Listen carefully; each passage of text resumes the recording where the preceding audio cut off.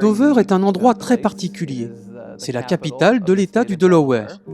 On y trouve 4 universités. Il y a la base de l'armée de l'air. C'est donc un mélange de cultures très différentes et très uniques dans une petite ville. Je m'appelle Nicole. Je suis née et ai grandi à Dover dans le Delaware. Dans mon enfance, je suis allée dans cette église à plusieurs reprises. Puis, au fil du temps, à partir du collège et du lycée, je me suis éloignée de l'église. Après l'université, je suis devenue enseignante ici, dans ce quartier.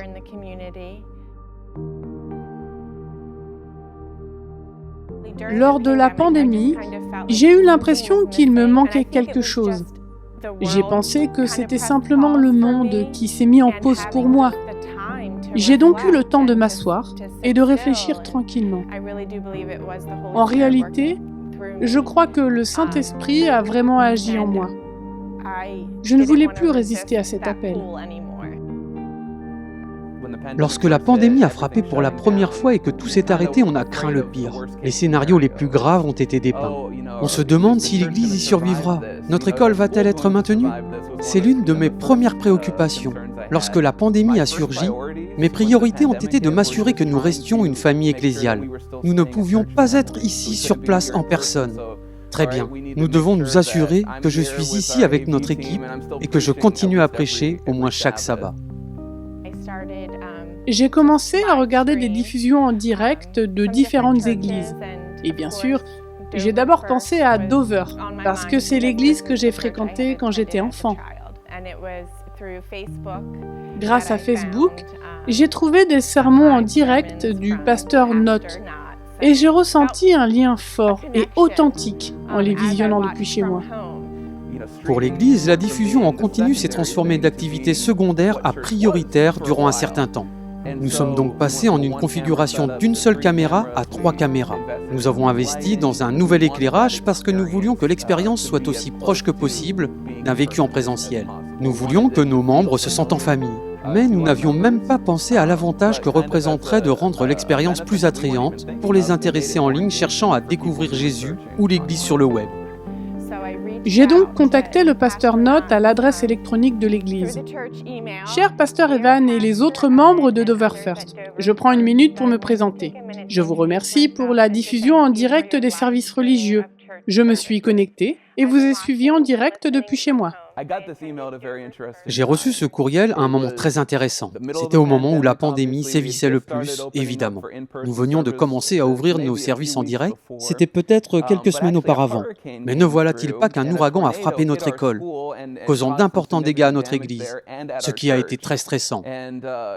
C'est comme si, vous savez, la pandémie était déjà assez pénible, et en plus cette tornade qui s'y ajoute, alors tout vous semble aller de travers. Puis tout à coup, j'ai reçu un courriel sur mon téléphone. C'était Nicole. Cette personne me dit qu'elle a regardé en ligne pendant un certain temps et qu'elle est maintenant prête à donner son cœur à Jésus et à rejoindre notre Église. En tant que pasteur, il n'y a rien de mieux que quelque chose à laquelle vous n'y songiez pas. Et donc, ne vous attendiez nullement. Le pasteur Knott m'a contacté et je lui ai dit que je voulais en savoir plus. Nous avons programmé des sessions Zoom hebdomadaires pour des études bibliques en ligne. Au cours de ces rencontres Zoom, j'ai partagé avec lui que j'avais à cœur de me faire baptiser et que je ne l'avais jamais été auparavant.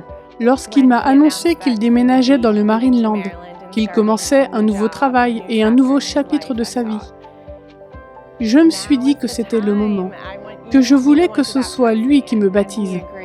Et il a accepté. Nous avons revu les vœux de baptême ensemble et il m'a baptisé en mars 2021. Je pense qu'il est important pour les pasteurs et les églises de faire un pas dans la foi et de faire confiance à Dieu.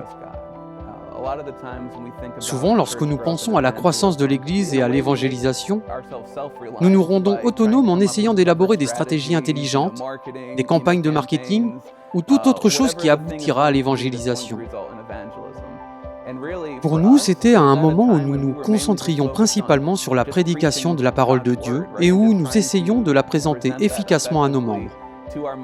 Mais grâce à la diffusion sur le web, nous avons vu de nombreuses personnes venir à Jésus pendant cette période. Parfois, c'est lorsque nous cessons de nous concentrer sur ce que nous devons faire pour attirer les gens dans l'Église et que nous nous laissons aller à faire confiance à Dieu, alors les bénédictions divines se produisent de manière surprenante.